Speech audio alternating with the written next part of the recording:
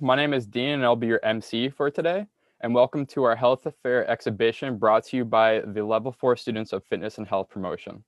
Our goal is to help promote health and wellness and direct viewers to useful resources regarding each topic covered, as well as facilitate meaningful discussion on important health topics, including but not limited to physical well-being, mental health, and psychosocial approach to wellness. We appreciate your attendance and hope you enjoy yourselves. Just for a little quick synopsis of how this year went for me, I'll be completely honest. This year kind of sucked for me. Don't take that the wrong way, though. I love Fitness and Health Promotion Program. It's a great program. However, personally, online school isn't for me. Going from in class our first year to online the second, you see how little social connection and motivation there is. The whole vibe is different. However, I'm glad I had amazing peers and professors to tie the whole experience together, something we can all relate to, and give this whole COVID thing a silver lining. Moving on, I'd like to thank our awesome sponsors, Yoga Town, Wheelhouse, Supplement King, and Popeyes, and our very special anonymous donor of $100. Now we have some activities for you to try. If you are able to, my peer Max will share some info and lead a few activities for you to try. All you, Max. Great. Thanks, Dean, for that intro. So my name is Max, and I'm here to talk to you guys about play. And more importantly, its importance and why it should be important to integrate it and keep playing, not just something that we do as kids, but keep those playful behaviors way past into the teens and the adult life. So before we get started, if you guys know me, you know that I can't really talk about play without actually playing a game with you guys. So it's going to be a little hard just because I can't physically see anyone. But if you would like, I would please invite you to get off of your chair and lay down on your back on the floor. For those who don't want to do it or can't, Dean will also demonstrate and play along with me. Perfect. Thank you, Dean. So for this first game, lay on the floor on your backs. And then the goal is to get up onto your feet, but you're not allowed to use your arms. So use your brain, use your creativity. How can you manage to get up onto your feet without using your arms? Good. So for some of you guys, it might be a little bit easier. For some of you guys, it might be a little bit harder. If you manage to do it, go back down on the floor and then try to find a different way. So I'm going to give you guys roughly 20 seconds. And then you got to try to find as many ways as possible from getting up off of your feet, off of your back, sorry, onto your feet. Nice, Dean. Without using your hands. And then some of you guys can start maybe on your stomach, on your back.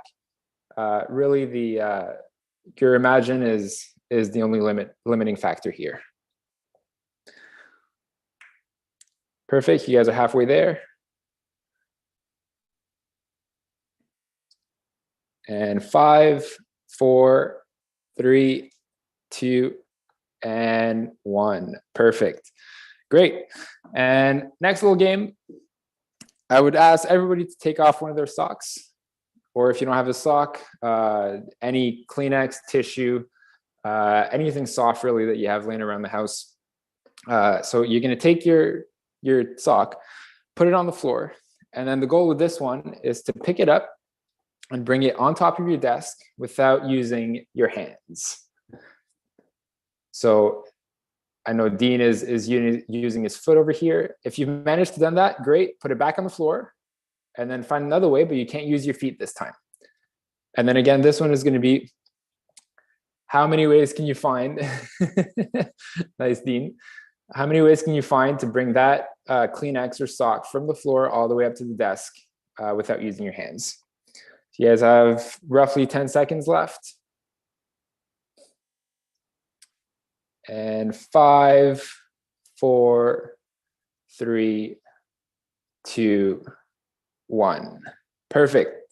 All right. Good job, everyone. I'm sure you guys crushed it. And for those who didn't participate, I'm sure you guys had a blast watching Dean go through all that.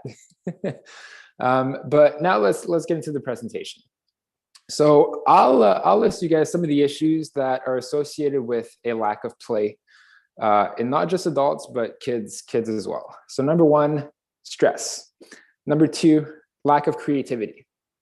Number 3, lack of life enjoyment. And number 4 is loneliness. Now, I can prove to you guys with real life solid examples that all these issues can be resolved or mitigated through play, right? So first example is when you guys were playing with me. Anybody felt stress?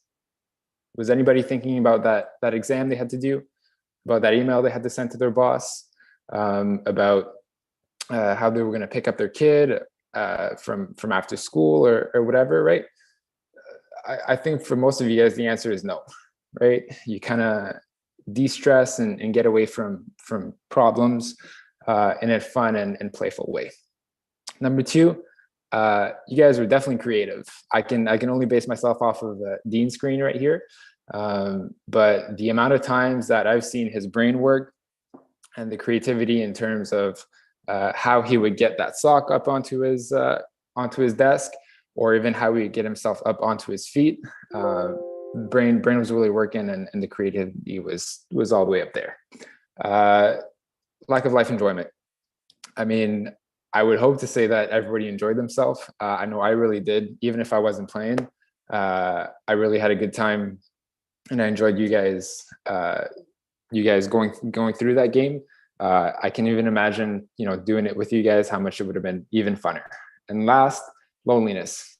Even though we're all separated by our screen and we're all in our own separate little rooms, I felt there was a sense of connectedness. I felt there was a sense of camaraderie, of a team, right? And this is one of the power that play has in bringing us all together.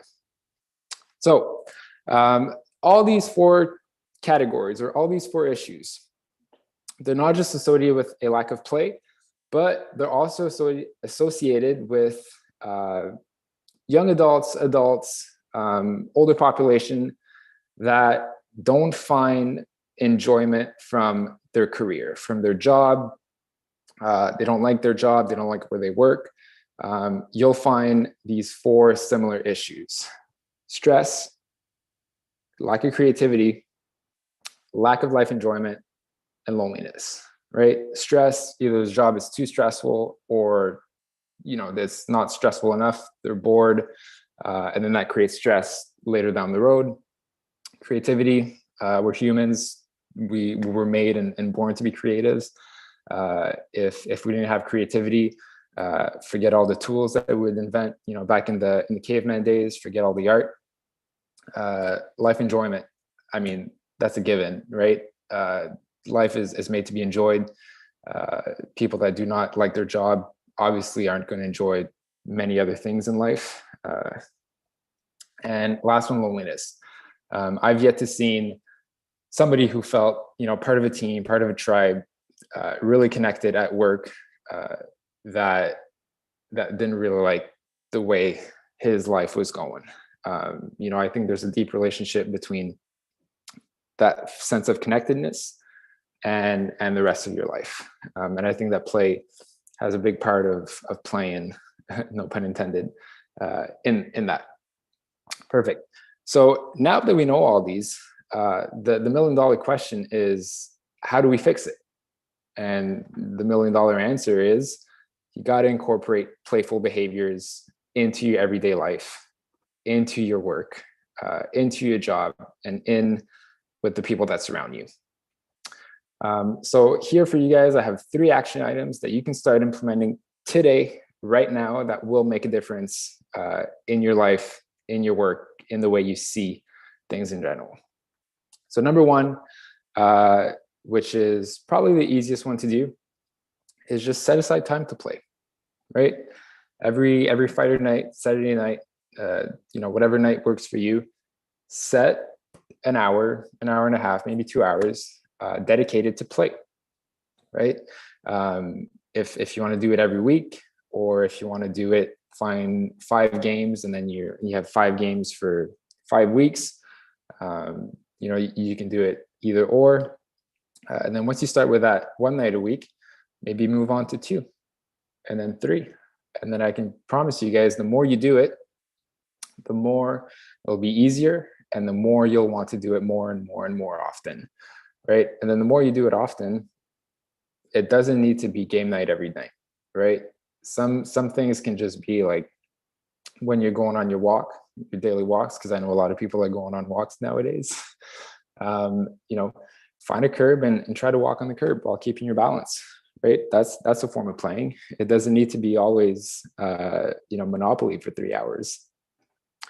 Number two is find a new way to do something that you've always done. This really works the creative side of things. But like what I mean by that is it can be as simple as when you're brushing your teeth. I'm assuming most of you guys are right-handed and probably brush your teeth. Tonight, try with your left and see if you're as good, right? I can probably bet money that it won't be the case, but I'm sure it's a good little challenge, right? And just looking at life through a different eye, right? So like before you're about to do something that you usually do, part of your routine, stop and think, how can I do it differently? And how can I make it enjoyable? How can I test myself, right? Break that pattern of always doing the same thing with like the toothbrush, always with the right hand, try with the left hand. And then three is probably the most important one, and the one that I would like everybody to work towards. But this one is integrate.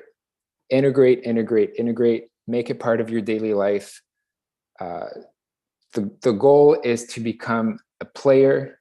It's not to become somebody who plays game. You need to have a playful life. So integrate play into your life, make it part of your daily life, and I promise you, your life will change, right? And like, I know this is not easy for everyone to do. I know when I started on this journey, it wasn't as easy as I make it sound. But now me is I look at everything through the eyes of play. Everything for me is play. You know, homework is play, cooking is play, going on a walk is play. And the benefits that I've had from it are honestly at this point countless. So I'm just going to leave you guys on this. And also, by the way, when I say integrate is the most important, yes, I'd like you guys to move towards that. But just because it's the last one, it doesn't mean that it's not as effective as some of the other action items that I've given you guys before. So just to finish off, if you integrate any at all or all of them of these action items into your life, it's not a matter of if, but it's a matter of when your life will change. Thank you very much.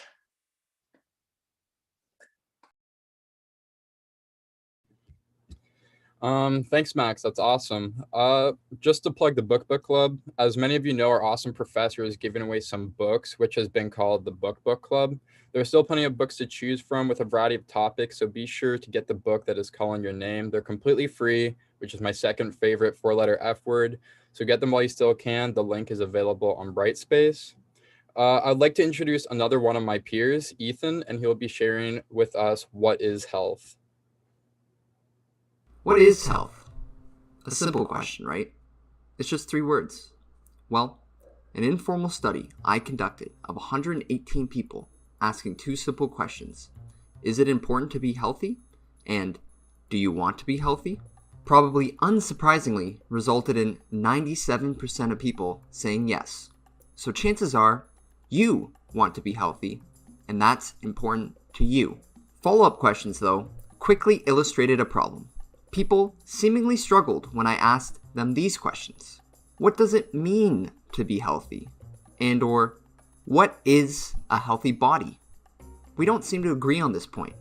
Answers range from a body that is absolutely shredded and 15% body fat that can perform athletically to a body that you are safe, comfortable, and happy living in. So I narrowed down all the answers into a sliding scale dichotomy. Now, before I lay out both sides, I have a question for you. Is this a healthy body? Is this a healthy body? What about this one? So maybe your answer is, dude, it's impossible to know what a healthy body is simply by looking at it. I deem this the body positivity side. Or maybe your idea of health looks something like this. I deem this the healthy body or fitness industry side. The question I'm looking to answer is, who's right? Let's look at some science. A study conducted by Valenzuela and colleagues, published in the European Journal of Preventative Cardiology this year, January 2021, collected and analyzed data from 527,662 participants. These researchers assessed the joint association between BMI categories and physical activity levels and the prevalence of major cardiovascular disease risk factors, specifically to challenge the idea of, quote, fat but fit paradox. Here are the findings. Overweight and obese participants were at a greater cardiovascular risk than their peers with a normal weight, regardless of activity levels. This is to say, an active person who is overweight or obese is at a greater cardiovascular risk than a person who is at a normal weight and inactive. So there you go. There's your answer. If you're overweight or obese, you are less healthy. Lines down the screen, people. Fitness industry, you are right. Well, actually, let's scrutinize this research a bit. Firstly, let's talk about BMI. BMI stands for Body Mass Index. It is a value derived from this equation. Mass in kilograms divided by height in meters squared. Here's some issues with that. For instance, let's look at this number, 30.9. This number means whoever this person is obese. Well, actually, that's this guy's BMI. Arnold Schwarzenegger, when he was 27. Does that fit this science? Is he healthy? Maybe you have some reservations to answer this because of steroid use. Fine. The point here is, this measure doesn't take into account musculature. Or let's say you're this number, 21.1, a normal body weight. Well, that's actually this guy's BMI, Hunter S. Thompson. Here's a little snippet of Hunter S. Thompson's daily routine. 4:15 p.m., cocaine. 4:16 p.m., orange juice, Dunhill. 4:30 p.m., cocaine. 4:54 p.m., cocaine. 5:05 p.m., cocaine. 5:11 p.m., coffee, Dunhills, and so on.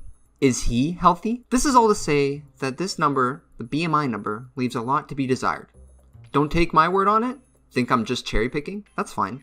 A study published in 2013 in the Current Opinion in Endocrinology, Diabetes, and Obesity by Dennis and Hamilton states BMI is an insufficient clinical parameter to make well-informed medical decisions for optimum treatment in obesity. Additionally, Nick Trefethen, professor of numerical analysis at the University of Oxford, argues that the formula leads to confusion and misinformation, that the height term, he says, divides the weight by too much when people are short and by too little when they are tall. So clearly there are some issues with BMI. Secondly, the activity levels in this study are self-reported. The information was collected by regular physical checkups with physicians. So the activity levels are simply a measure of answering their doctor's question, are you regularly active? If so, how much so? It's easy to see how some, if not a lot of this information, might not be totally accurate. People don't want to be lectured by their doctor that they need to exercise more. They know exercise is good for them, so they might lie. Still not convinced? Additionally, this study has no useful measure of nutrition. That is to say, it's not clear that these people have a higher risk of cardiovascular disease because they are, quote, overweight or obese, or if it's because their nutrition is extremely bad. Well, does that matter? Let's take a look at some of the most extreme cases that I can think of this, quote, fit but fat paradox. Sumo wrestlers. The means of body weight for a sumo wrestler is 117 kilograms, or 258 pounds. With a BMI of 36.5, which is well into the obese category, and body fat percentage of 26.2%, clearly, visually, and numerically on the high end. And those who are unaware, which may be a lot of you, sumo wrestlers, traditionally, are extremely dedicated athletes who consume an extremely healthy and well-balanced diet, though very calorie dense. These aren't just fat guys who wrestle. They engage in daily, intense physical activity, and their whole lifestyle is about getting bigger, stronger, and better at their sport. They live together in strictly regimented stables. So, what does the science have to say on sumo? In a previously referred to study by Dennis and Hamilton, it states, despite extremely high BMI measurements in some cases, these wrestlers maintain healthy metabolism, including normal blood glucose and lipid values and relatively low visceral fat burden. Well, there you go. You can't tell a healthy body by looking at it, people.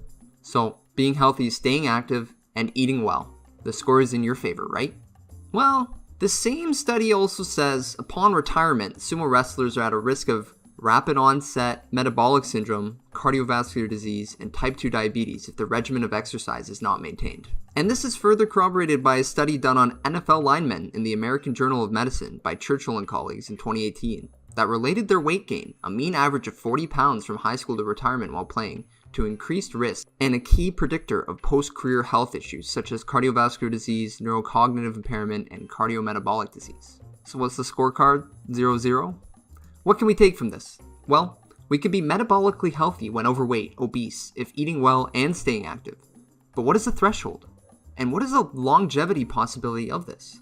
Unfortunately, this is where we lack some science. Studies on diet specified to those who are overweight and obese, with the positive changes observed, it is unclear whether it is specifically from the weight loss due to the diet change, or the diet and lifestyle change itself. Additionally, no meaningful science on activity and health risks for the long term for those who are overweight or obese have been conducted with standardized exercise levels. Okay, so being healthy is eating well and exercising at a level that is maintainable in the long term. However, this begs the question, if you're active regularly and you eat well, shouldn't you just eventually be a normal weight? Point for the healthy body industry? Yes, well, unfortunately it's not that simple. Firstly, a few big issues with that we won't delve too far into include, but are not limited to, metabolic diseases, thyroid issues, cancer. These things will play a big role in making that statement not true. However, you may or may not have noticed a lack of one big factor in answering this question of what is health and what is a healthy body? The mind. Well, here's a human body. And here's the mind. Or maybe you think the mind is here. Nonetheless, we can agree our brain is here. And let us look at just one example of where our mind can affect the body: cortisol. You may or may not have heard this word. Think of cortisol as nature's built-in alarm system. It's your body's main stress hormone, best known for helping fuel your body's fight or flight instinct. However, cortisol plays many important roles in your body. For example, it manages how your body uses carbohydrates, fats, proteins. It keeps inflammation down, regulates your blood pressure, and increases your blood sugar. Now let's say you have elevated cortisol levels. This can be an effect of a disease such as the aforementioned thyroid issues, or you have mental health issues, anxiety, chronic stress, or maybe you're just stressed. When you produce high levels of cortisol, your body produces less testosterone. Thus, you build less muscle mass. With a decrease in muscle mass comes a decrease in metabolism, or simply, you burn less calories. Chronically elevated levels can result in insulin resistance, thus type 2 diabetes, as well as hypertension, all caused by your mind. Two nearly identical people with identical exercise and diet regimens could have wildly different results. So this makes you think, maybe we don't have an obesity epidemic, maybe we have a chronic stress and mental health epidemic. And now you see, what I realize is that we can continue to do this seemingly forever. Nitpick the data and point out another variable that the researchers are missing, be it nutrition, activity, mental health, or environmental factors, financial factors, occupational, spiritual factors. None of this has really solidified the answer to our question though. What is health? What is a healthy body? So we decided to come up with an operational definition of health, so we can be talking about the same thing. So I conducted another survey and asked an important question to help me define health. Do you want to have a long life? 90% of people said yes, and all the people who said no said in one way or another that they're afraid of a long but miserable life, with only one person saying that they are, quote, here for a good time, not a long time. So with the assumption that you want to live a long life in mind, we define a healthy body as such. A healthy body is a body and mind that is free of and resilient to injury, pain, and illness, and the longevity of that state. Can you scrutinize this definition too? Of course. Is it all inclusive? Not exactly. But let's run with it for a second. The assumption that we all want to live longer and healthier, with a mind and body free of injury, pain, and illness. I want to challenge this dichotomy I brought up at the beginning. On one side, the fitness industry, and the other side, body positivity. Maybe you agree with this dichotomy. Firstly, I want to make a distinction between both sides and body fetishism. This being the obsession or attraction, erotic or otherwise, of a specific body type, be it, quote, skinny or small, or, quote, fat or larger. Body fetishism does not equal the fitness industry, and body fetishism does not equal body positivity. With that out of the way I see it, each side views each other in sort of a perverted way. The fitness industry sees body positivity as complacency, having uncritical satisfaction with oneself or one's achievements. This being, no matter what, I deserve a medal. And the body positivity side sees the fitness industry as self-hate, never satisfied with the state of their body, never happy, the true embodiment of perfectionism. When in reality, I see one side as self-acceptance and love, and the other side as healthy striving, and that both are possible, and that both are important to healthiness of the mind and body. So if you classify yourself in either of these camps or schools of thought, here are two questions. Did body positivity cause the obesity epidemic and subsequent rise in comorbidities and all-cause mortality? We argue no.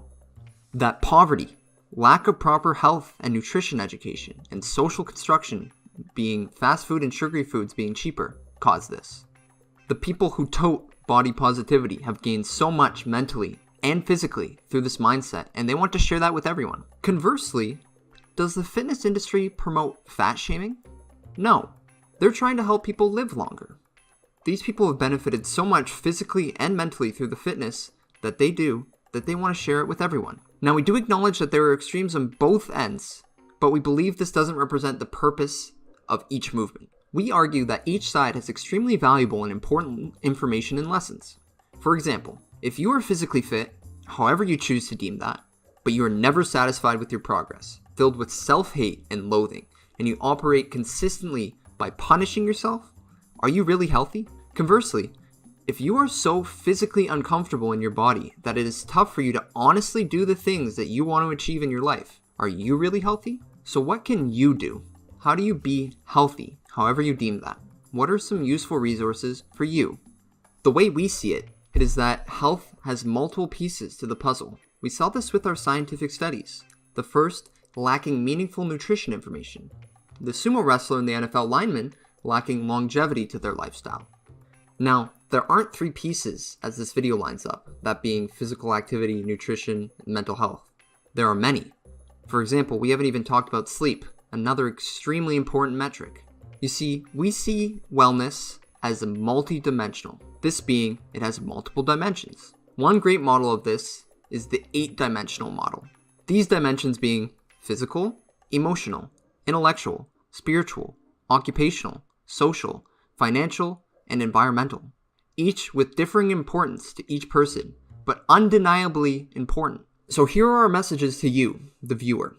Health is a practice. You can't just work really hard for 6 weeks and pass a threshold and be healthy forever. If you don't use it, you lose it. If you try to do 10,000 push-ups right now, you're not going to make up for the fact that you haven't exercised in the past 5 years. You see this all the time with diets and why they routinely fail. Trying the newest fad diet, completely changing your eating, and expecting yourself to realistically stick to the plan. It's all about balance. We recommend you make manageable changes. Set SMART goals. Specific, measurable, achievable, realistic, and time-based goals. Process goals. What you're actually doing. Goals to make meals, to eat them, to go to bed on time, to show up and exercise. Performance goals. Markers of if and how well process goals are working. How much sleep did you get last week? How much stronger did you get in the gym? And outcome goals. Big end of process goals that are your major targets of success. How much weight did you lose? How much stronger are you this year? Race times. For some starting point standards, here are 3 resources. Resource 1, CSEP exercise guidelines. These are associated with the health benefits of a lower risk of mortality, cardiovascular disease, hypertension, type 2 diabetes, several cancers, anxiety, depression, dementia, weight gain, adverse blood lipid profile, and improved bone health, cognition, quality of life, and physical function are to reduce sedentary time, set periodic breaks to get up and move regularly, change the position you are sitting in, and 150 minutes of weekly, moderate to vigorous physical activity. Now, if you're doing 0 minutes, pick something you're interested in doing and just do it. Go on a walk, skip rope, try out a sport, lift weights, whatever interests you, and just start trying to do it. Then do it more the next week. Find a local gym that interests you or online classes. Want to take it a little bit more seriously? Find a personal trainer or a coach. Hit up a soon-to-be graduating fitness and health promotion student. They'll have plenty of time to focus on you and your goals, your wants and needs, and they'll be more than happy to help. Resource 2, the Canadian Food Guide that is associated with these health benefits. Lowered risk of high blood pressure and cardiovascular disease and type 2 diabetes. No, not the old Rainbow Canadian Food Guide. This Canadian Food Guide. Easy to follow, way more open to your eating patterns. Check out the website with continually updated scientific information and tips on how to eat healthier. Finally, for a mental health resource, an undeniably important piece of the puzzle, visit bouncebackontario.ca, a free skill-building program based on CBT, managed by the Canadian Mental Health Association. It is designed to help adults and youth 15 plus manage low mood, mild to moderate depression and anxiety, stress, or worry. Delivered over the phone with a coach and through online videos, you will get access to tools that will support you on your path to mental wellness. For our closing remarks, make peace with where you are. Find out where you want to be and strive to improve every day in whatever metric you deem important. Make manageable and healthy steps to move regularly and eat nutritiously. Love yourself. Love your body. It is the vessel to which you have experienced everything amazing in your life, from your first breath to your first steps, your first day of school to your favorite life moment. Without it, you would be without these things. Be healthy, whatever you deem that to be.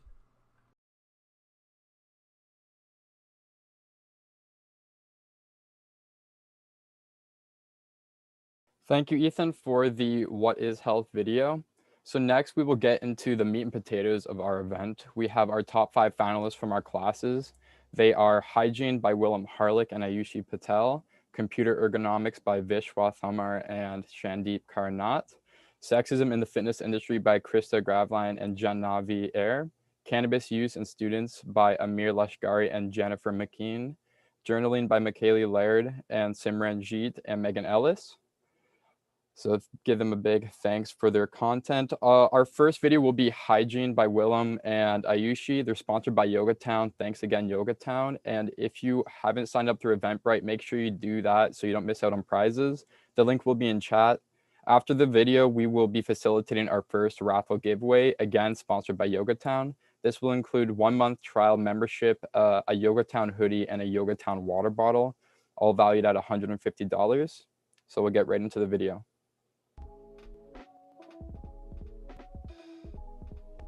Hi, my name is Willem Harlick. I am a 4th semester student at Algonquin College for Fitness and Health Promotion. Hello everyone, myself Ayushi Patel and I'm co-hosting this event with the William. Thank you.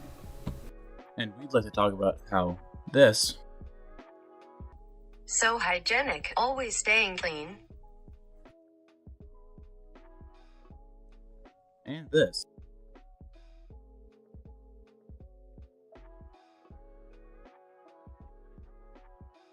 are being affected by this. You nasty boy, how will he ever to get a kiss? Look at that bad hygiene from all that Zoom school. On a serious note, students are definitely being negatively impacted by the pandemic.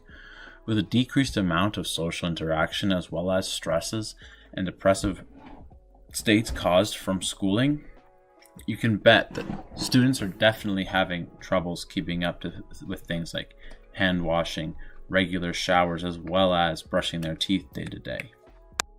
In the next 3 studies that I'll explain, you'll see that the correlation between a decreased amount of social interaction, increased depression, can lead to students having poor hygiene.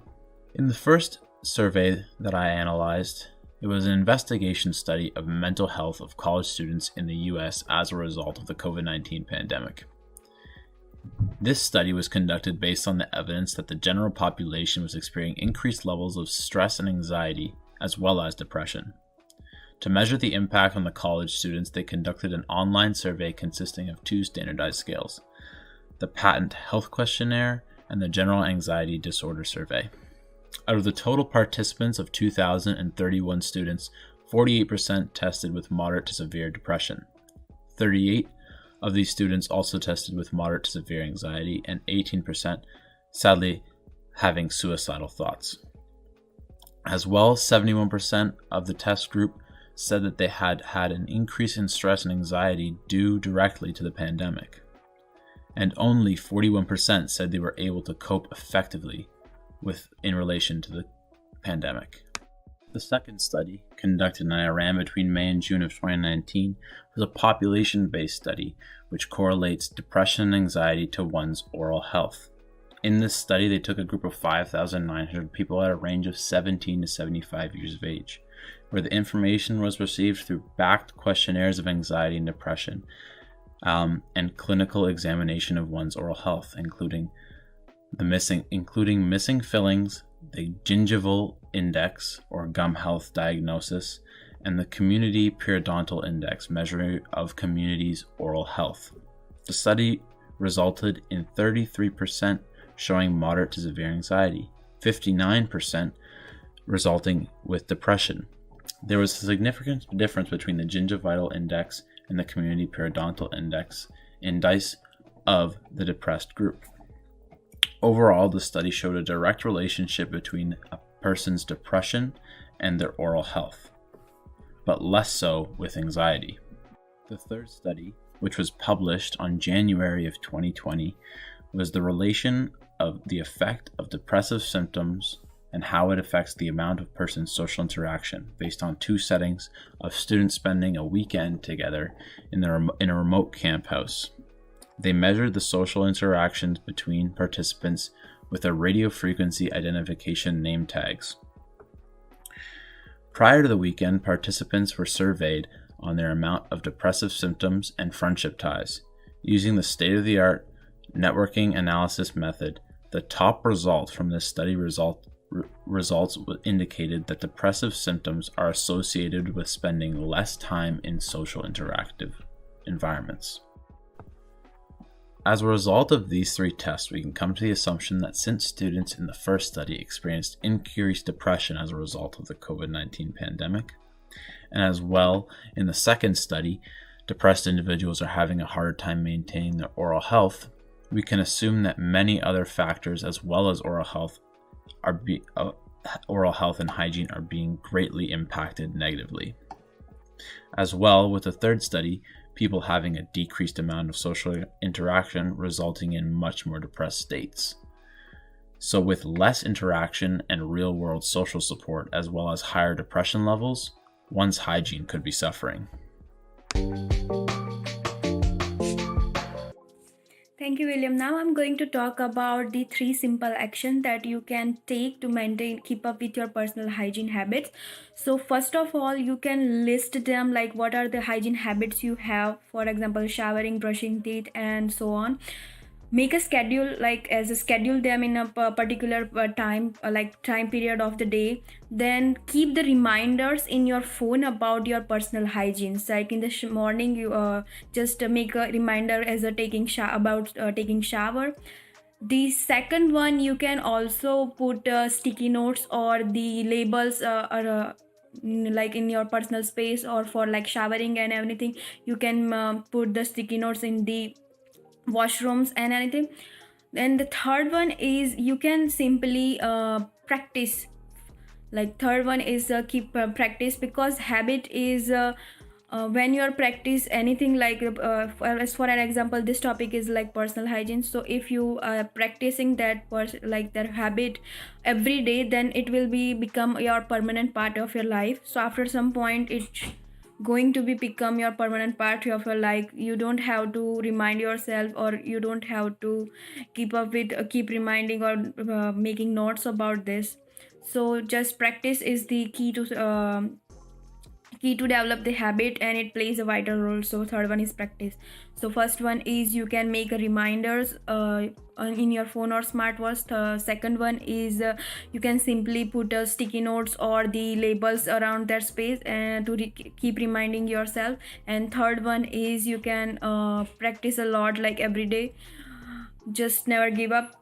And the all the information regarding, if you don't would like to know more about this topic and how you can like manage it, then you can check online. They online pretty much like 2 or 3 sites have pretty much good resources. First one is I have is healthline.com. In that they have given all the information in detail regarding the this topic.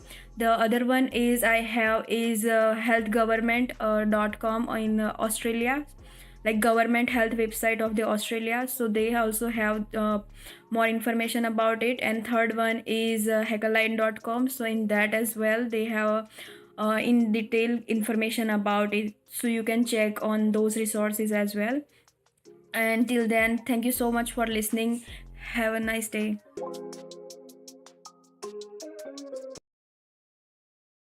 So guys, again, hope you guys learned a little bit about hygiene there. Hashtag no stinkies. The winner of this prize is Spencer Bond. We'll be in contact via email. Thank you again to Yoga Town for sponsoring that video. Yoga Town is a small local business with 3 locations around Ottawa. Whether this is your first time trying yoga or you're a seasoned yogi, Yoga Town has classes and workshops for all levels to meet your needs. You can rely on the experience, expertise, and knowledge of their amazing teachers who are among the best in the city, and everyone at Yoga Town is committed to providing you with an exceptional level of service. Our second video is Computer Ergonomics by Vishwa and Shandeep, sponsored by Popeyes. After this video, we will be facilitating our second raffle giveaway. This will be a package valued at $300 plus. It includes Beyond Yourself Isolate 6-pound protein powder, Beyond Yourself Preset 48 Serve, that's a pre-workout, Beyond Yourself AMRAP 90 Serve, which is a BCAA, Popeye Supplements Gym Bag, Popeye Supplements Stainless Steel Shaker, Popeye Supplements Frosted Shaker, Popeye Supplements T-shirt. So a big bundle. So make sure you sign up through Eventbrite so you can maybe win this. So we'll continue with our video. Hello everyone. Let's talk about computer ergonomics, how to protect yourself from strain and pain. First of all, what is ergonomics? Ergonomics is a science that studies the design and arrangement of items people use and interact with most efficiently and safely. It is also referred to as human engineering. Now let's see what is computer ergonomics. Computer ergonomics is a study of how we interact with our computers. Let's see why it is important to study computer ergonomics. Many people spend hours a day in front of a computer without thinking about the impact on their bodies. They physically stress their bodies daily without realizing it by extending their wrists, slouching, sitting without foot support, and straining to look at poorly placed monitors. These practices can lead to cumulative trauma disorders or repetitive stress injuries, which create a lifelong impact on health. Symptoms may include pain, muscle fatigue, loss of sensation, tingling, and reduced performance. That's where the ergonomics works. Ergonomics is a field of study that attempts to reduce strain, fatigue, and injuries by improving product design and workspace arrangement.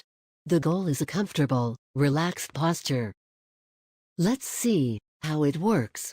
Every time you work, take time to adjust workstations that aren't quite right in order to minimize awkward and frequently performed movements. Now, the best way to stay away from strain and pain is to modify your body mechanics. For that, let's see a short video.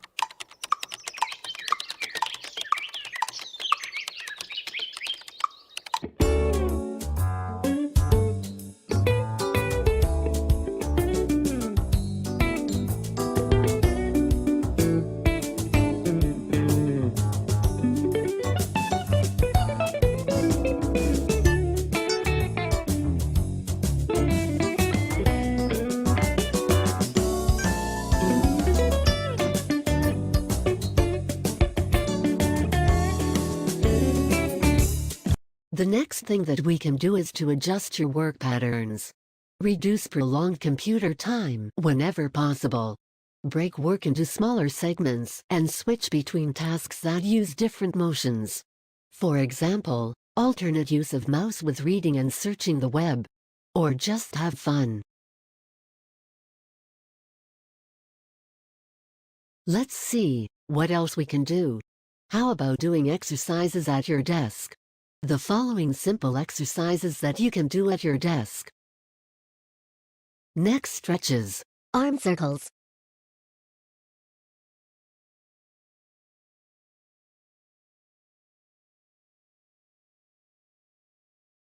Seated torso twists.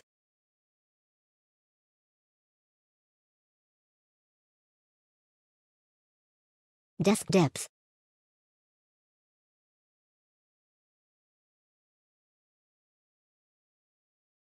Leg extensions. And many more. According to studies from the American College of Sports Medicine and the Journal of Workplace Health Management, 60% of employees said their time management skills, mental performance, and ability to meet deadlines improved on days they exercised.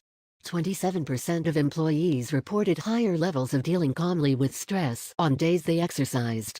41% of employees reported higher rates of feeling motivated to work on exercise days. So, the exercises not only focus on health aspect but also improves the work efficiency and productivity.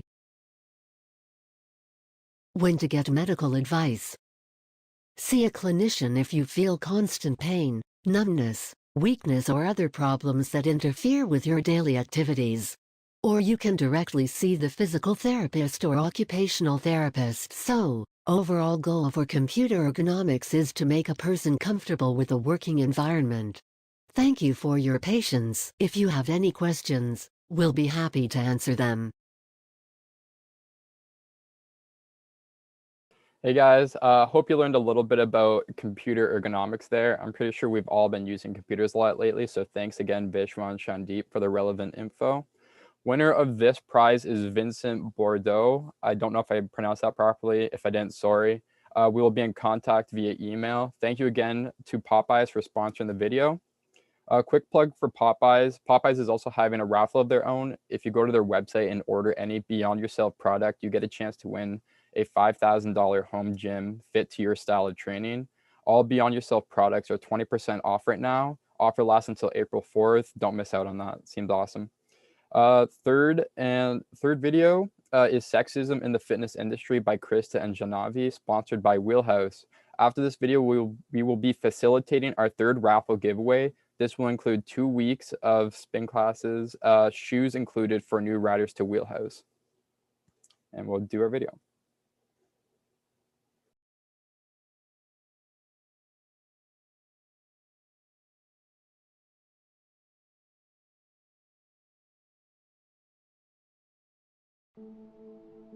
I just got back from the gym and something not that nice happened to me when I was there. Started kind of like just trying to follow me. So this is where the story gets a little bit interesting, because this is when he actually like is following me around the gym. I felt like I could not work out in peace, basically. So he would follow me to machines. I would go get a bench. He would get on the bench right next to mine. I started going to the gym and I went 3 times in 1 week and then I never went back. Why? Because that last day that I was working out, some guy came up to me showing me how to actually use a machine properly because I was using it incorrectly. This guy does not work for the gym. I never told this guy my name, but somehow he managed to find my Instagram and follow me. Then he DMs me this. Hey, how's it going? My name is Blank. I'm a certified personal trainer. Would you be interested in any sessions? I'm never stepping foot in that gym again, and I didn't go to my school gym because I was like, something like this might happen, but look, I should have gone. So let me just break this down and get this clear. You're gonna tell a girl who does go to the gym that she's not impressive and criticize her and make her very uncomfortable about her success.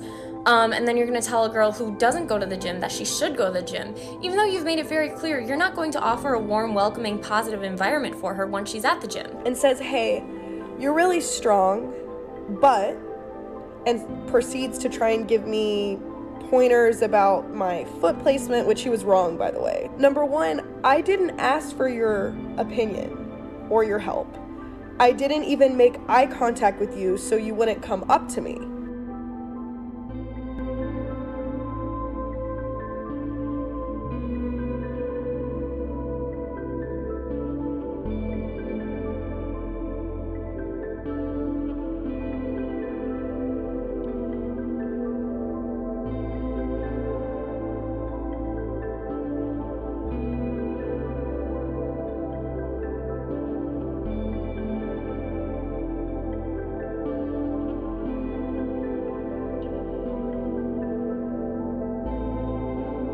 Even if they're just being nice, you're paranoid and just on it the whole time. I'm here for my mental well-being, my physical well-being. I'm not here to be stared at or to be looked at in any way. Yeah, I think you said with the paranoia as well, I think it really does get shifted onto you that you should feel paranoid about it. Like you're being over dramatic about it. Like you should take it as a compliment. Yeah. And that really gets me because I think, do you know what, it's not a compliment. No one asks for that attention. Yeah, I will wear crop tops and tight lycra, but for me it's more to be able to see how my body's developing rather than to have tight clothes on for the benefit of someone else.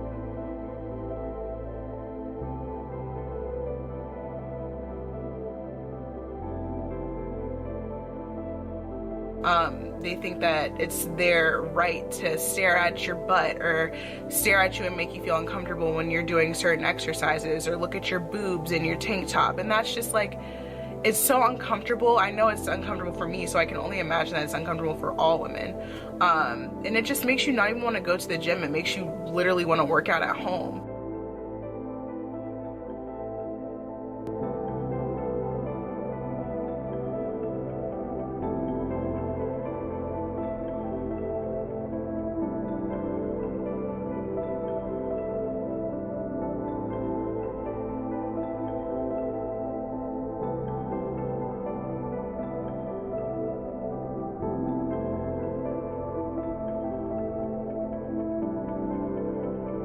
It's tough.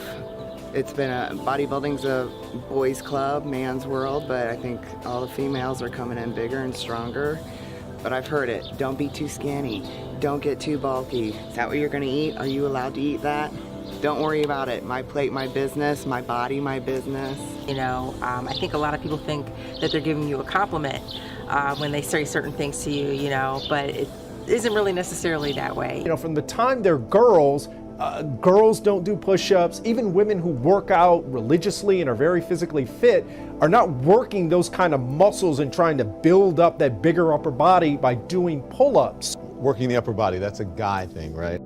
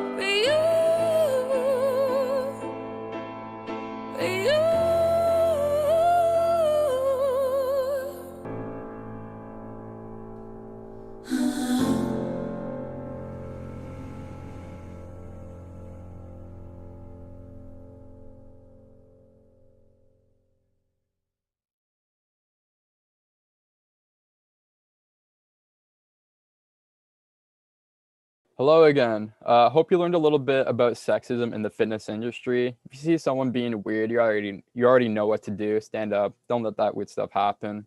Winner of this prize is Paul Noble. We will be in contact via email. Thank you again to Wheelhouse for sponsoring that video. Wheelhouse is a local small business in Ottawa. It's a spin cycle studio. If you're interested in a community that is creative, curious, and connected, where people value fierce workouts and even fiercer friendships, check out Wheelhouse Cycle for a studio that attracts a collective of like-minded humans who value good times and major sweat. A ride that is for everyone and everybody. Our fourth video is Cannabis Use and Students by Amir and Jennifer, sponsored by Supplement King. After this video, we will be facilitating our fourth raffle giveaway. This will include a $350 package that consists of lifting straps, 7-in-1 resistant band kit, fabric hip bands, Supplement King shaker, Supplement King t-shirt, athletic towel, King monster band, King stack, which is a compartmentalized supplement container, wrist wraps, and a $100 Supplement King gift card. Let's get right into the video. Hello everyone, my name is Jen and I'm here with Amir and we're going to talk about marijuana use in students. To start things off, we're just going to go over some terms. We first have cannabis, which is also known as marijuana or weed. It's a psychoactive medical and recreational drug that splits off into THC or CBD. THC is a response to cannabis with a high intoxication, creating psychological effects. It can be therapeutic but potentially harmful in some circumstances. We also have CBD, which derived from a hemp plant. It is shown to be more a relaxation than a high. And then we have dispensaries, which is a public clinic provided to dispense the medical plant. With the use of cannabis, we see short-term and long-term side effects. So with short term, we typically see confusion, dizziness. In long term, we may see addiction or decline in IQ or even a higher risk of developing schizophrenia or psychosis. Cannabis poisoning can occur if the individual intakes too much.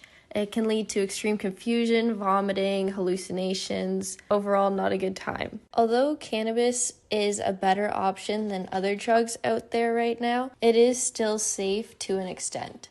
So how we can use it safely is purchasing from dispensaries instead of off of the street. We can reduce the amount of intake. Definitely do not use cannabis in driving when pregnant, breastfeeding, underage, or struggling with severe mental health. The main issue is that students ages 15 to 24 are dependent on cannabis in Canada. This can have a negative effect in school, work, and overall health due to a variety of reasons. The use for anxiety and depression, peer pressure, their environment they grew up in, or belief that marijuana is perfectly harmless. And due to the age and maturity level, sometimes it can be hard for these students to face the fact they are dependent or addicted to marijuana. So here are just some ways as a friend or family member to bring it up, such as explaining the safe experience, understanding of their decision, and just reaching out to them. Hi everyone, so now I'm going to talk about the 3 primary resources that we found interesting and relatable to our topic. So the first one is a study done by Statistics Canada, and this study shows the marijuana consumption among the adults in Canada and teenagers. This study was done in 2019 in the last 3 months. So as you can see, people aged 25 to 34 have the highest consumption percentage, and after that age group, 15 to 24 students especially have the second largest rate of cannabis usage. Older adults have less risk of addiction. The second study talks about how frequent marijuana use can drive early psychosis, especially in students and younger adults. Psychosis is basically when your brain processes information in a wrong way. It's also related to schizophrenia. As you might guess, the younger you are, the chances of getting the psychosis is higher. Our third primary research, which is also done by PubMed, students use cannabis and other substances to help them sleep. It shows that 1 in 5 college students use alcohol and weed to improve the quality of their sleep. With cannabis use, you feel fatigued the next day. This can be very bad for students and their academic performance. So the first action you can take to cope with this problem is analyze. Basically analyzing your usage, how often, how frequently you're using it, and if you're using it, what is your reasoning of using it, and ultimately if you're looking to stay away from it, what is your reason? So depending on how much you consume marijuana, it's a good idea to withdraw slowly if you're looking to withdraw from cannabis. So let's say from going every day to like skipping a day once a week, then once in a month, The third one is change of path. Just like the name says, looking for new things, working out, distancing yourself from scenarios that make you want to smoke or friends who want to make you smoke. The first referral that we recommend is Umbrella Project and other support lines. So Umbrella Project is basically for support service for substance use, and you can call them and book an appointment with this number. The second one is cognitive behavior therapy. This one is provided by a therapist and helps you identify and manage the unwanted habits and distressing thoughts. The third referral is motivational enhancement therapy. It's also provided by a therapist, and this helps you with the first step of actions, which was analyze. So analyzing the reasons of your substance use and why you want to stay away from it. And lastly, you can always refer to your family physician. Thanks for listening, and that's all we have today.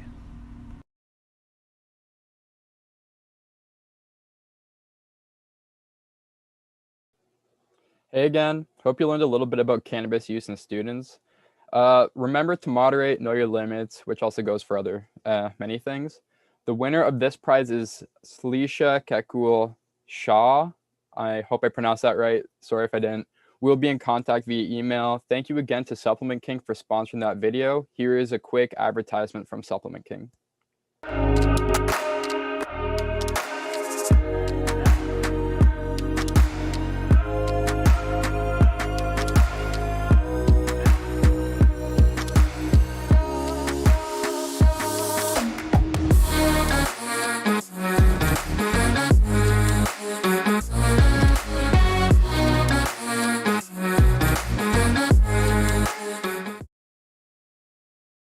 Hey, our last but not least is Journaling by Michaela Laird, Simran G, and Megan Ellis, sponsored by our anonymous donor. After this video, we will be facilitating our 5th and final raffle giveaway. Right to the video. Journaling and the Impact It Has on Intellectual Well-Being on Those Who Have Depression and Anxiety by Michaela, Megan, and Simran. So today we're going to be going over a few different things, including introduction, analysis of research, how a student can deal with this, and further information in regards to the topic. So what exactly is journaling? Journaling is a fundamental activity of writing down thoughts, feelings, stories, and emotions. Having a safe space to write down your feelings can be greatly beneficial to one's well-being. Now let's define anxiety and depression. Anxiety and depression disorders are mental disorders that can impact the mental and physical well-being of one's life. It may be caused by multiple factors such as genetics, environment, and/or personality. Both illnesses impact the psychological mind that can stop people from. Now let's get into intellectual well-being. Intellectual well-being is a state of one's mind is able to create beliefs, ideas, skills, and creative abilities. It is very important to prioritize this as it is necessary to grow as a person. The issue of anxiety and depression. So these mental illnesses can control one's entire life. Feelings of great negative emotion from anxiety and depression can change an individual's entire personality. Symptoms of depression include sadness that is unable to go away, difficulty concentrating, avoiding people, changes in appetite, changes in sleep, and not being able to enjoy things for pleasure. Symptoms of anxiety include worrying, feeling of racing thoughts, irritability, difficulty sleeping, concentrating, and changes in appetite and feeling of panic. Living with these symptoms make everyday living unbearable. Mental illnesses are real issues that are detrimental to someone's life. Around 1 in 5 Canadians are affected by anxiety or depression. Let's hop into system theory. System theory is strongly related to the benefits of journaling. Journaling can have a domino effect on other things in life. If someone has great benefits from expressive writing, it may encourage them to do more things that may be beneficial for them. For example, one who may journal about a positive experience or rant about something negative, let out any emotions they may be holding on to, making them feel better. And since they feel better, they'll be able to do more things or push themselves doing things that make them in a better mood. Challenges promoting the issue. Even though the stigma around mental health has gone down, there are still some challenges promoting the issue. Sometimes when people are sad, they say depressed, or when they're nervous, they say they have anxiety. which takes away the seriousness from the issue, and people talk about it so much they also don't take it as seriously. Also, journaling, people may feel overwhelmed to start and don't know the benefits. And lastly, some people may not like to just write things down and journal. Now let's get into some studies that we found. This study was to determine if those with major depressive disorder would have any increasing mental benefits from expressive writing. The method used was a questionnaire used before and after the study. Each person wrote for 20 minutes a day. The result conducted that participants who expressive wrote had significantly lower depression scores than the controlled group. This study is applicable to our health promotion topic as it shows the study that expressive writing has beneficial effects on those with depression. The second study was done in order to see if expressive writing had any effects on children's anxiety and mathematical learning in regards to their intellectual well-being. Since there have been proven effects on expressive writing that has benefits in older ages, they wanted to find out if it affects the same way on children. The participants in this study ages 10 to 12. They did multiple writings and mathematical tests. Surprisingly, the results showed that expressive writing did not have the same effects as it does in older ages. We chose this study to see if there's any benefits in starting expressive writing at a young age. The next experiment was done to learn the value of journaling while improving writing skills.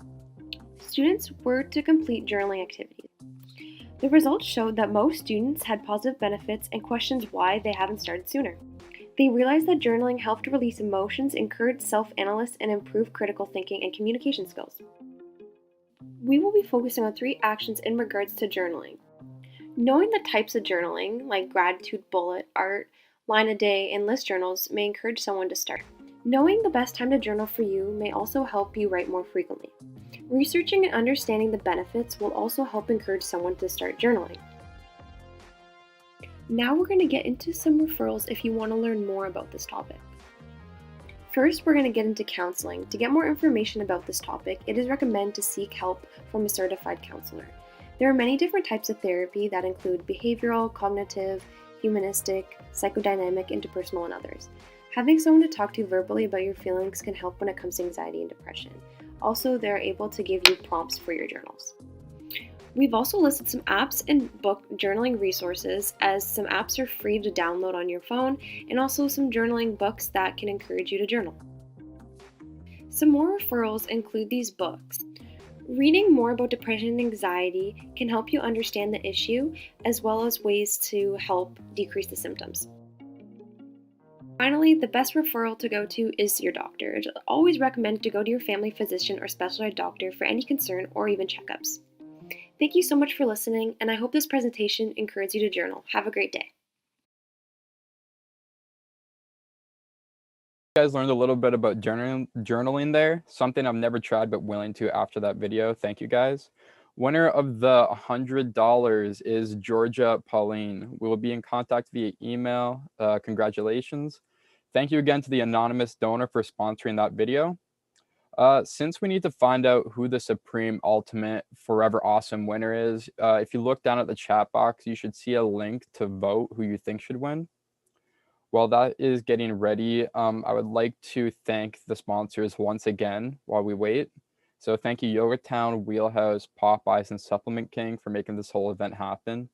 And I would also like to thank Max, Ethan, Willem, Ayushi, Vishwa, Shandeep, Krista, Janavi, Amir, Jennifer, Michaeli, Simranjit, and Megan for all the great content. And also thank you to everyone who came. So just waiting on voting. Try to do that. And after, we have like a little yoga hangout. We invite anyone who would like to participate in a morning flow yoga video with Yoga Town's co-owner, Tracy Billows. It's an awesome class that would be, that can be done at any time of the day. It's short, sweet, and perfect for all levels. This will be the end of this year's exhibition. So if you want to hang out a little bit.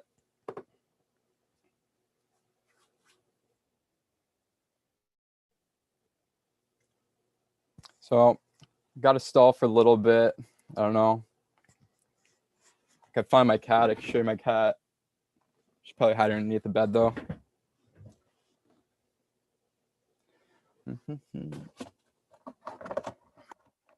Guys are taking forever to get those votes in. Just kidding. Take your time.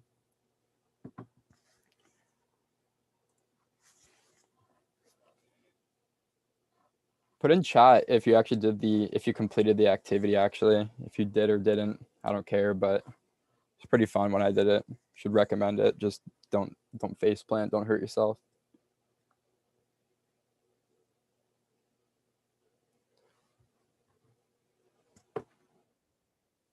A joke. I don't know if I have any jokes for a live stream that's appropriate. Why'd the chicken cross the road? Stop questioning his motives. Let him be. That's like the most appropriate one I got. Sorry, guys. All right, you guys got 30 seconds to get the last votes in. What if it was a 5-way tie?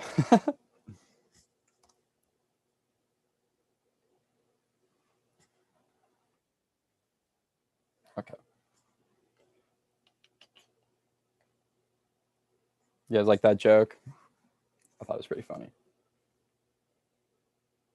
So the winner of the first annual health exhibition is everyone. It was a 5-way tie. I'm just kidding. It was sexism in the fitness industry. Good job, guys. Congratulations. And second was hygiene. Third was computer ergonomics, and then cannabis, then journaling. Congratulations, everyone. You did awesome. I don't know what else much to say other than we have a video that we'd like to play for the yoga if you want to stick around. But thanks for coming out. Thanks for your time and have a blessed day. Peace.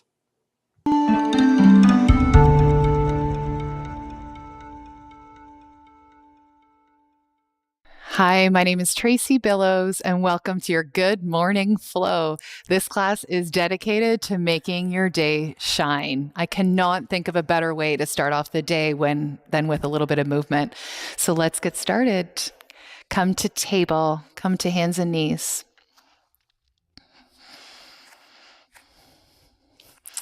On your inhale, drop your belly, arch your spine, look up, linger.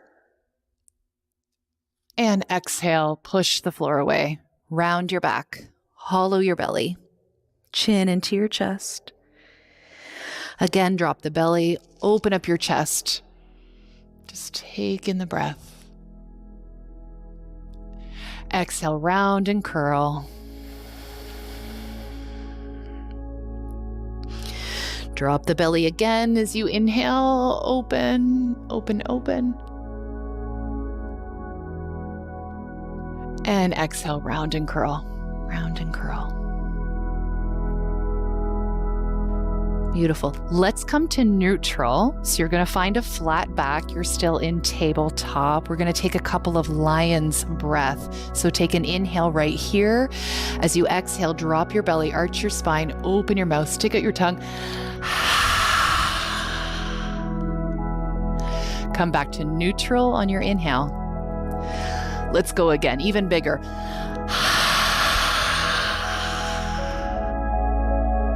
One more. Flat back. Breathe in. Exhale, let it go.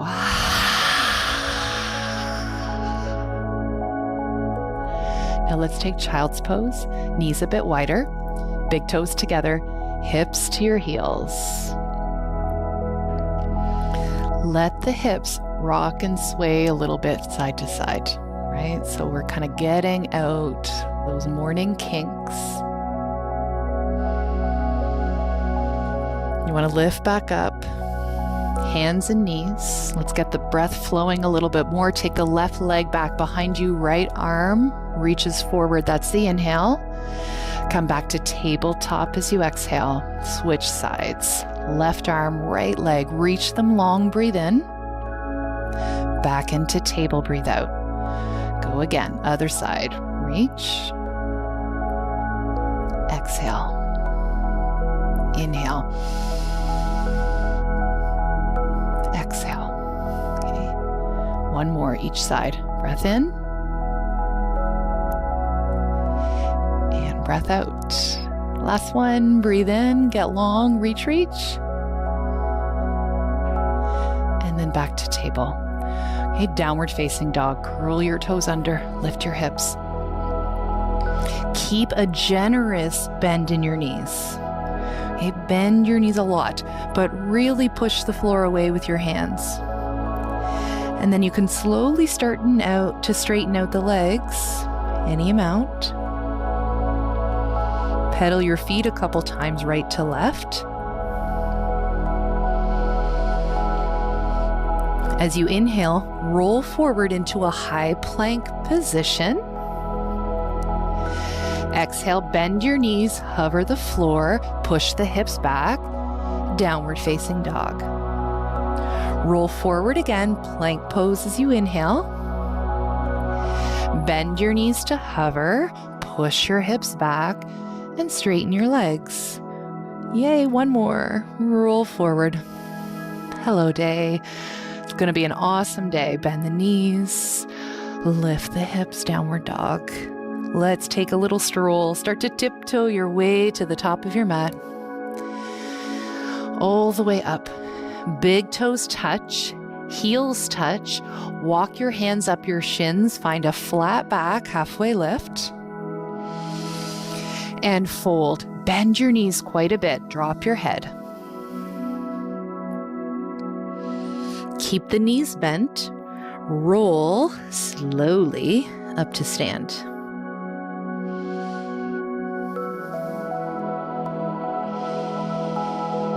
And then when you get to the top, take a couple big shoulder rolls. And now inhale, you're going to circle both arms all the way up. Find a little back bend.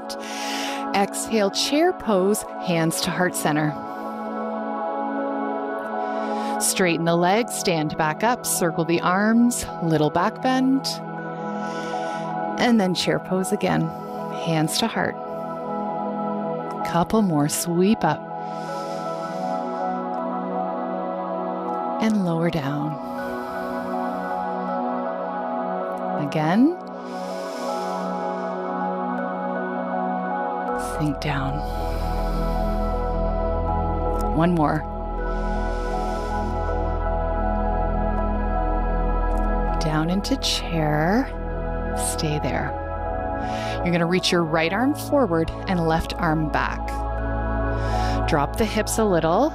Sweep the arms forward back. I think it's this like skier pose. So you go up and down with the hips. Reach the arms forward and back. And just keep switching, moving. Close the eyes. Let it feel good. There's no right or wrong. It's warming up the body.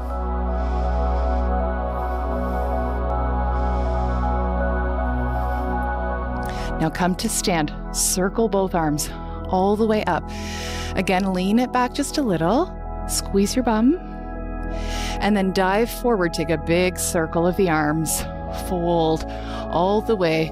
Bring your hands in behind your legs. Hang your head heavy, heavy, heavy.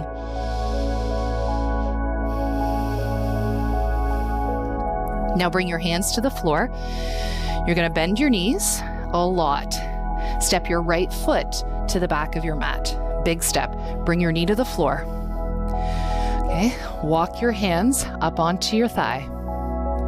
Lift your chest. Pull the hips back a little on the inhale and then let them sink forward. Exhale. Couple more. Just forward and back with the hips. Last one. Hips sink forward. Bring both hands back down onto the floor. Downward dog, step back. Slide forward, plank pose as you inhale. Take your time and lower your whole body down to the floor. Take cobra pose, inhale. Come back into downward facing dog, again with your exhale. Let's step our right foot forward in between our hands. Carefully place the left knee down. Hips are nice and heavy. Walk your hands onto your thigh, lift your chest. Pull the hips back a little, inhale, and then bring them forward, exhale. Couple more. Just forward and back.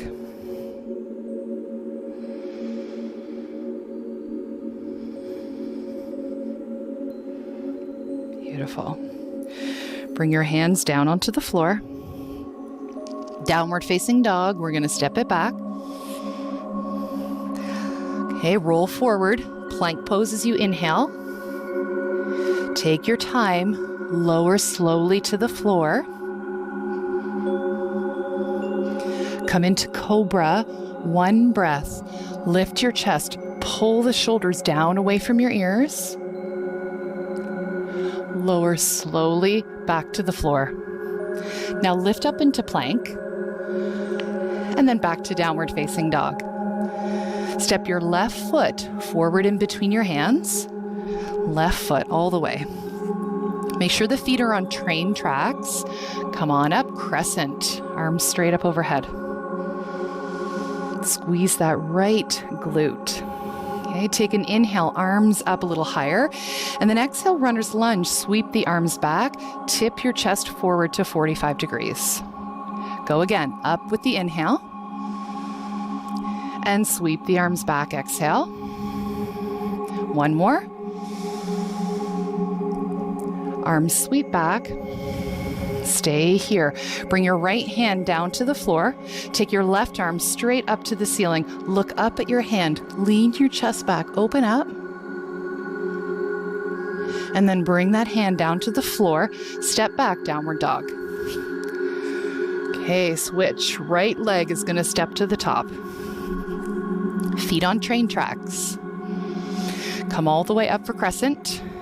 Arms up overhead. Okay, breathe in right here. Arms sweep back, runner's lunge. Tip your chest forward. Come on up, inhale. Sweep it back again, exhale. One more. Sweep back. Stay here. Now the left hand down to the floor, right arm straight up to the ceiling. Look up, lean your chest back, open up.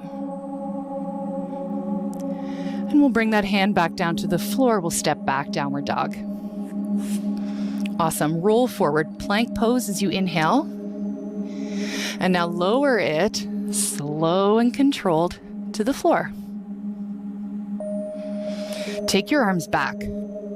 Point your toes. Lift everything up as you inhale. Lift up. Breathe here.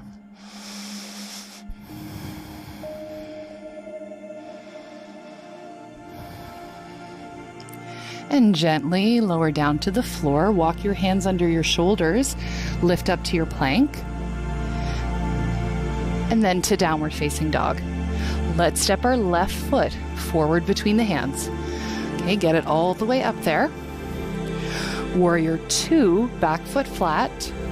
Circle the arms up.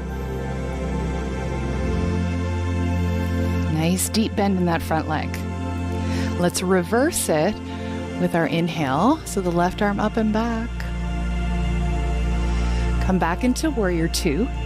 Bring that left forearm onto the left thigh and then circle the right arm overhead. Reach a little more through the right fingers. Awesome. Reverse the warrior one more time. Up and back. Now circle both hands down to the floor. Let's pause there. Okay, carefully place the right knee down on the floor. Walk your hands back and straighten out the front leg. Find a half split. So flex the front toes up to the ceiling. Keep the right hand flat on the floor. Sweep the left arm up. Make a fist with the hand in the air and just circle the wrist a couple times.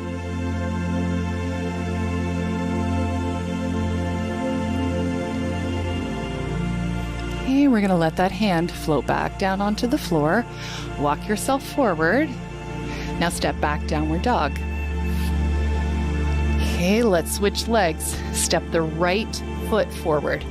And you can use your right hand. Grab the foot, just step it to the top. Warrior 2. Circle your arms, you lift up. Feel the arms strong. They reach out equally.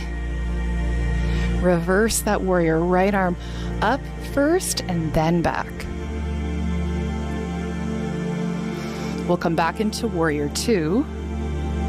Side angle, elbow to thigh. Sweep that left arm overhead. Get a bit longer, keep reaching. Let's reverse it one more time, up and back. And then circle both of your arms down to the floor. Carefully place your left knee down onto the floor. Walk your hands back, straighten your front leg. You're in half split. Flex the front toes. Left hand will stay flat. Sweep that right arm up. Breathe here. Make a fist with the hand in the air, a few circles.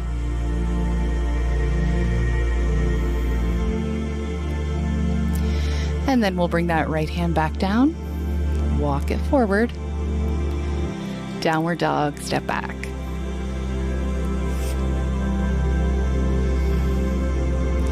Roll forward, plank pose, inhale. Lower your entire body down to the floor. Arms are going to reach back alongside you again. Point your toes. Lift everything up as you inhale. And gently lower down again, exhale. Let's go again. Lift everything up, and now we're going to stay. Okay? So 2 options. Either interlace your hands at your lower back, or bend your knees, grab the outer ankles, and start to kick back. Wherever you are, take a huge, rich, nourishing breath in. Stay for your exhale. Gently release. Lower down to the floor. Make a pillow with your hands. Rest your head on your hands.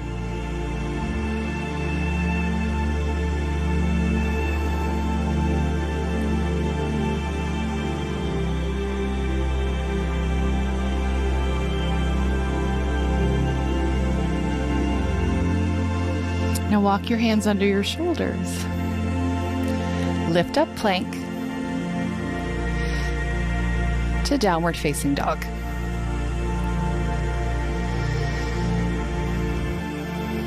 Now pigeon. Slide the left knee forward towards the left thumb. So pigeon with the left leg forward first. Untuck your back toes. Foot is flat. Just walk your hands forward about 45 degrees, and you're going to hold there. Breath or 2.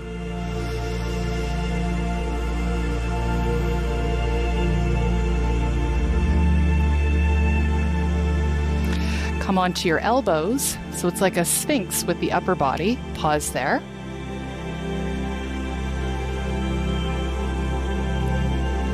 Take just the right hand, okay, to the bottom of that front foot.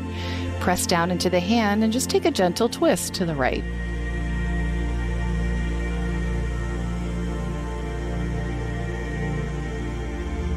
Okay, come back to the sphinx with the arms. Now we're going to switch. So the left hand comes on top of the left knee. Press down as you twist open to the left.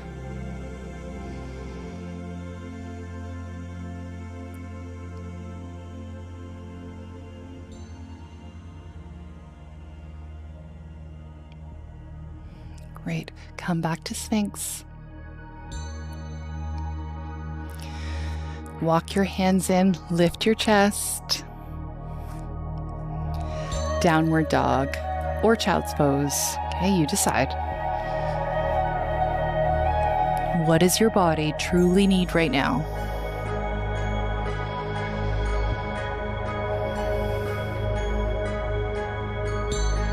So now pigeon with the right knee forward.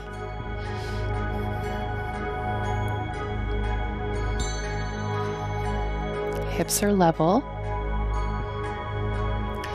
Walk your hands forward to 45. Breathe there.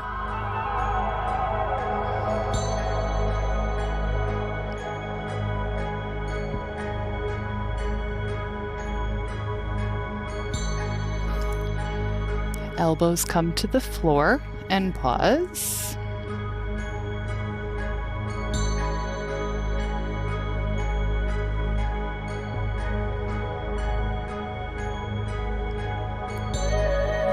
The right arm stays put. Okay, right arm stays put.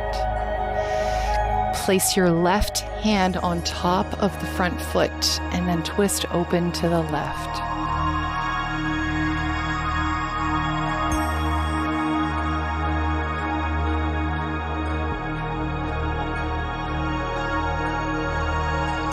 Bring the left forearm down. Let's place our right hand on top of our right knee or thigh. Gently twist to the right.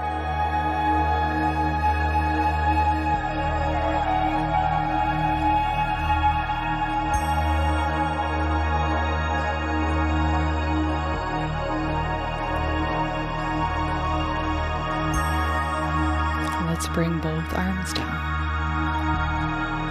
One breath.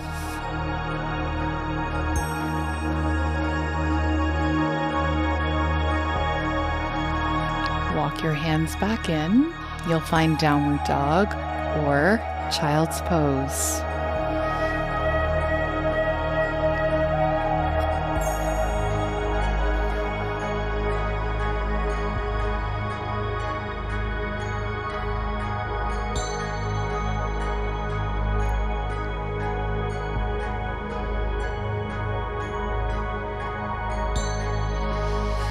Come down onto your knees. Have a seat. Just sit in whatever comfortable position.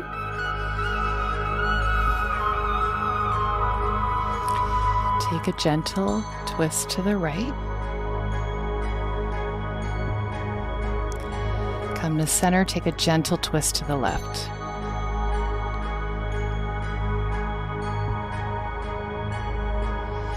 Come back to center and just start to fold forward. Just round your spine, fold, let your head be heavy. And with your eyes closed,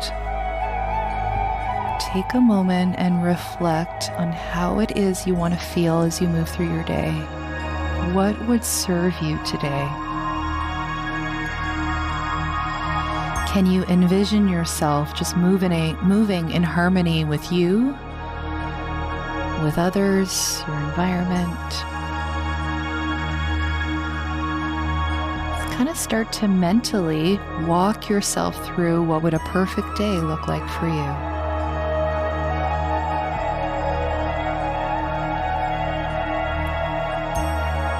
Start to walk your hands back in. Start to lift your chest. Just sit up tall. Another moment or two. Just continuing to envision your day. How do you want to feel? How do you want to show up for yourself, for those around you?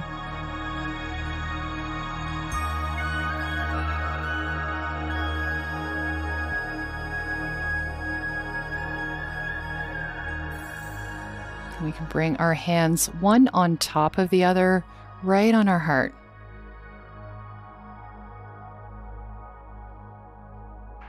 A moment of gratitude. Just grateful for the day that lies ahead.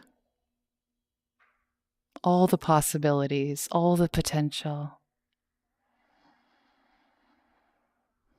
Have a magical, glorious day. Thank you for practicing with me. Namaste.